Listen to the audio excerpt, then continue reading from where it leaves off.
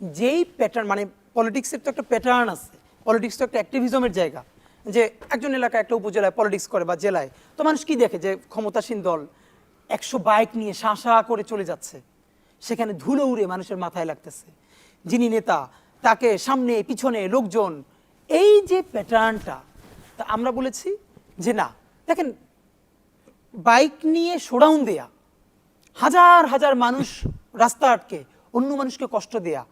আমাদের এই বিশেষ করে বিএনপি, জামাত ইসলামী, এনসিপি এরা সবাই মিলে নৈতিক কিছু সিদ্ধান্ত আসবে। ধরেন আমার বাড়িটা আজকে রং করালাম, আপনি বাড়িটা রং করালেন, আপনি কালকে উঠে দেখবেন নির্বাচনী পোস্টারে আপনার ঘরটা ছেয়ে দিয়েছে, আপনি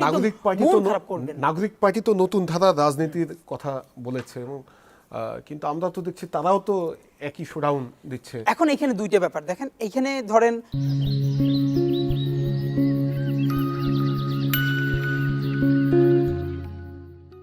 আমি যদি বলি বর্তমান এনসিপি যে পথসভাগুলো করছে, এটা কিন্তু দারুণ একটা সিগনিফিকেন্স আছে, আপনি যদি খেয়াল করেন সিগনিফিকেন্সটা হলো তারা কিন্তু কোথাও সমাবেশ করছে না। ইভেন এনসিপির একদম শুরুর দিকে সার্জিস আলম যখন পঞ্চগড়ে একটা বড় শোডাউন দিয়েছে, আমার মনে আছে এটা নিয়ে সব থেকে প্রথম দুই একজন যে সরব হয়েছে তার মধ্যে আমি একজন ছিলাম, যে নতুন রাজনৈতিক বন্দোবস্তের কথা বলে তুমি এরকম শোডাউন দিতে পারবা না, এবং সে সরি হয়েছে, তাকে এই যে আমরা প্রেশার তৈরি করতে পারলাম, তাকেও সরি বলতে হয়েছে, তার পার্টির কাছেও বলতে হয়েছে। এটাই হলো জনগণের চাপ, যে সেটা তুমি বিএনপি হও, জামাত হও, এনসিপি হও, কেউই প্রশ্নের ঊর্ধ্বে নয়। এবং আমরা গতকালকেও বলেছি তারেক রহমান সাহেবও সমালোচনার ঊর্ধ্বে নয়, বরং আমরা এটা চাই যে তারেক রহমান সাহেবের সামনে বসে এই মিডিয়া যেন তাকে প্রচণ্ড প্রশ্ন মানে জর্জরিত করতে পারে। হাসিনার সামনে যেরকম তেলের ড্রাম নিয়ে বসতে হতো সেটা না, বরং তাকেও জনগণের সামনে, যে ধরেন ইউএস প্রেসিডেন্টের, এইটাই তো ইউএসের কিছু জায়গা, যে ইউএস প্রেসিডেন্টকে একদম সাংবাদিকদের সামনে যে মিস্টার প্রেসিডেন্ট বলে আগে পরে কিছু বলা লাগে না, প্রশ্ন করতে পারছে। আমরা ওইটুকুন চাই যে বিএনপি যদি 300 আসনের 300 আসন জিতেও ক্ষমতায় আসে, তবুও তার নিজের কল্যাণে, জাতির কল্যাণে তাকে ওই স্পেস তৈরি করতে হবে যে তারেক রহমান সাহেবকে নাম বলার আগে তারুণ্যের অহংকার আরো 10টা অ্যাডজেক্টিভ বলে বলতে হবে না, শুধু বলবে মিস্টার তারেক রহমান, আমরা আপনার কাছে এটা জানতে চাই। এই যে প্র্যাকটিসটা, এই প্র্যাকটিসটা আমাদের সবার মিলে করতে হবে, এবং এটা বরং এইটা নিশ্চয় জন্য আমি আপনাদের মাধ্যমে আজকে একটা বিনীত অনুরোধ জানাই রেখে এটা বিএনপির প্রতি, এটা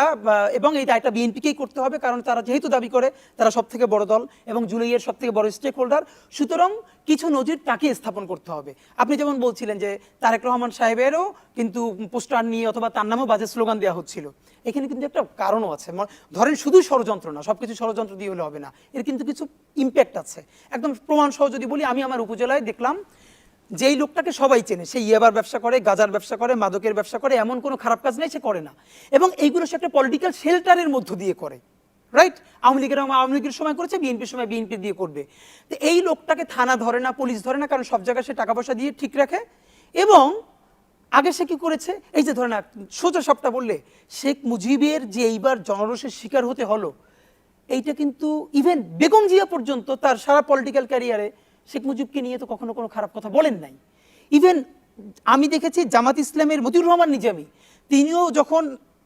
টিভিতে বক্তৃতা করছিলেন, তিনি বলেছেন বাংলাদেশের স্বাধীনতার স্থপতি, এটুকুন সম্মান দিয়েছেন। কিন্তু বাংলাদেশের জনগণ ঠিক কোন কারণে এই যে এত রোষে তার ভাস্কর্যগুলো ভেঙে চুরমার করে দিল, আপনি কি মনে করেন এটা ষড়যন্ত্র? না, এর কারণ মানুষ দেখেছে তাকে, যেই লোকটা ইয়াবার ব্যবসা করে, গাজার ব্যবসা করে, মাদকের ব্যবসা করে, গুলি করে, হত্যা করে,